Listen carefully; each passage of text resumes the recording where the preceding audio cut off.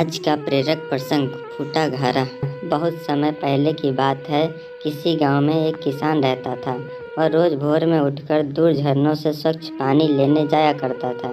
इस काम के लिए वह अपने साथ दो बड़े घड़े ले जाता था, जिन्हें वो डंडे में बांधकर अपने कंधों पर दोनों ओर लटका लेता था।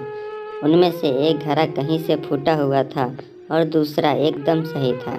इस वजह से रोज घर पहुँचते पहुँचते किसान के पास 1.5 घड़ा पानी ही बच पाता था। ऐसा 2 सालों से चल रहा था। सही घड़े को इस बात का घमंड था कि वह पूरा का पूरा पानी घर पहुंचाता है और उसके अंदर कोई कमी नहीं है। वहीं दूसरी तरफ फूटा घड़ा इस बात से शर्मिंदा रहता था कि वो आधा पानी ही घर तक पहुंचा पाता है और किसान की मेहनत बेकार चली जाती है। फूटा घड़ा ये सब सोचकर बहुत परेशान रहने लगा और एक दिन उससे रहा नहीं गया। उसने किसान से कहा, मैं खुद पर शर्मिंदा हूँ और आपसे क्षमा मांगना चाहता हूँ। क्यों? किसान ने पूछा, तुम किस बात से शर्मिंदा हो? शायद आप नहीं जानते, पर मैं एक जगह से फूटा हुआ हूँ और पिछले 2 सालों से मुझे जितना पानी घर पहुँचाना चाहिए था, बस उसका आधा ही पहुँचा पाया हूँ। मेरे अंदर ये बहुत बड़ी कमी है और इस वजह से आपकी मेहनत बर्बाद होती है। फूटे घड़े ने दुखी होते हुए कहा।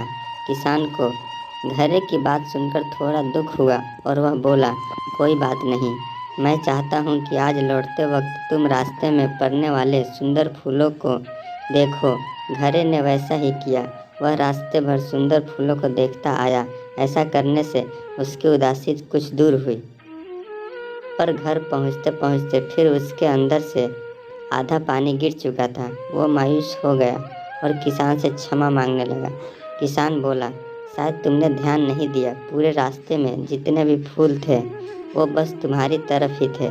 सही घड़े की तरफ एक भी फूल नहीं था। ऐसा इसलिए क्योंकि मैं हमेशा से तुम्हारे अंदर की कमी को जानता था और मैंने उसका लाभ उठाया। मैंने तुम्हारे तरफ वाले रास्ते पर रंग बिरंगे फूलों के बीज बो दिए थे।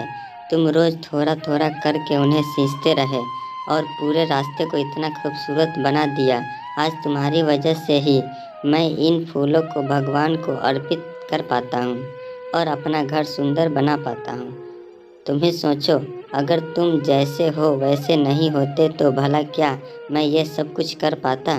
दोस्तों, हम सभी के अंदर कोई न कोई कमी होती है, पर यही कमियां हमें अनोखा बनाती है। उस किसान की तरह हमें भी हर किसी को वो जैसा है वैसा ही स्वीकारना चाहिए और उसकी अच्छाई की तरफ ध्यान देना चाहिए। और जब हम ऐसा करेंगे तब फूटा घड़ा भी अच्छे घड़े से मूल्यवान हो जाएगा। दोस्तों, आपको यह कहानी कैसी लगी कमेंट करके बताएं।